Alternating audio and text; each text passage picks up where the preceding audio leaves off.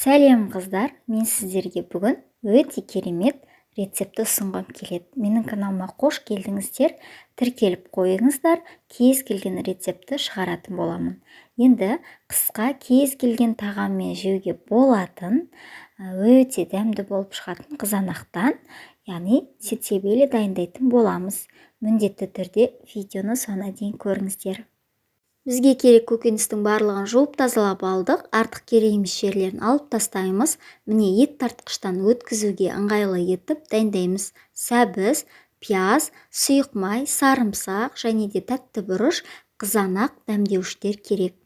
Үлкен ыдысымызға сұйық майымызды бірінші құйып, қызғаннан кейін үстіне пиязымызды турап, осылай қуырамыз.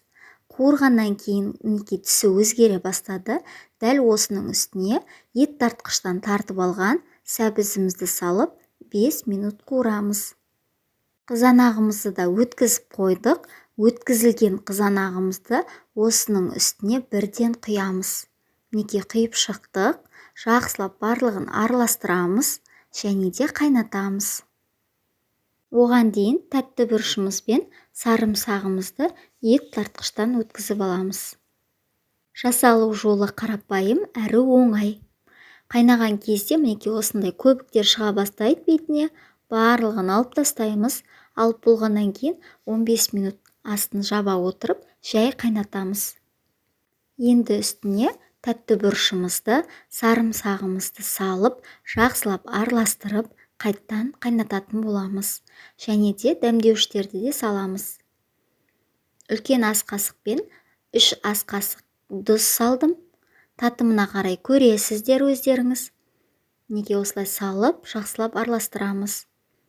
Үлкен ас қасықпен 4-5 қасық қант салдым. Жақсылап араластырып, енді бір 20 минут астын баса отырып қайнатамыз. Үлкен түйір қара бұрышты да саламыз. Дайын болып қалған кезде банкаларымыздың барлығын жуып тазалап, буға парлап аламыз. Қақпақтарында дәл солай 5 минут қайнатсаңыздар да болады, қайнаған ыстық суға салсаңыздар да болады. Неке бізде дайын болды. Енді осылай банкаларымыздың барлығына араластыра отырып, құйып шығамыз. Өте қатты қою да болған жоқ, сұйық та болған жоқ. Неке осындай әдемі болып шықты. Барлығын ыстық күйінде бірден құйып, қақпақтарын жауып, төңкеріп, үстін жылы қылып жауып, бір күнге қалдырамыз. Мінекей дайын болды, өте керемет болып шығады. Жасап көруге кеңес етемін. Менің каналыма тіркеліп қоюды ұмытпаңыздар. Қоңырауша белгісін баса кетіңіз. Өте қарапайым, тиімді рецептермен бөлісетін боламын. Сіздермен болған Фариза ас болсын.